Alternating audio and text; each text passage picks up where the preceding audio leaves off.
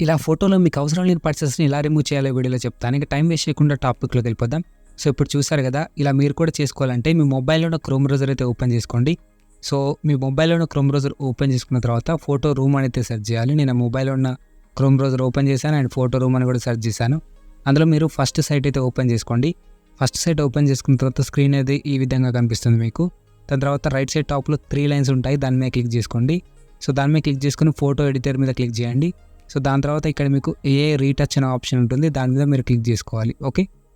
So, AI retouch మీద click చేసిన తర్వాత స్క్రీన్ ఈ విధంగా ఉంటుంది. ఇప్పుడు మీరు సెలెక్ట్ ఏ పిక్చర్ మీద క్లిక్ చేసుకొని మీకు ఏదైతే ఫోటో నుంచి రిమూవ్ చేయాలనుకుంటున్నారో ఆ ఫోటో సెలెక్ట్ చేసుకోండి. దాని తర్వాత బ్లడ్ సైజ్ అనేది మీరు అదే విధంగా ఉంచుకోండి.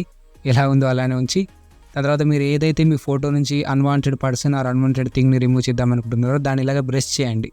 ఆ ఫోటో మీద క్లిక్ చేసి దాన్ని బ్రష్ చేస్తే వెరిఫై యువర్ హోమ్ అని అడుగుతుంది. ఆ బాక్స్ మీద క్లిక్ చేస్తే ఆటోమేటిక్‌గా ఆ పర్సన్ ఆర్ ఆ థింగ్ అదైతే మాయమైపోతుంది. దాని తర్వాత కింద డౌన్లోడ్ ఆప్షన్ ఉంటుంది. డౌన్లోడ్ ఆప్షన్ మీద క్లిక్ చేసి స్టాండర్డ్ రెజల్యూషన్ మీద క్లిక్ చేస్తే మీకు ఈ విధంగా చూపిస్తుంది. ఇప్పుడు ఏం చేయాలి అంటే మీకు కింద ఇన్‌స్టాగ్రామ్, వాట్సాప్ అలా ఉన్నాయా?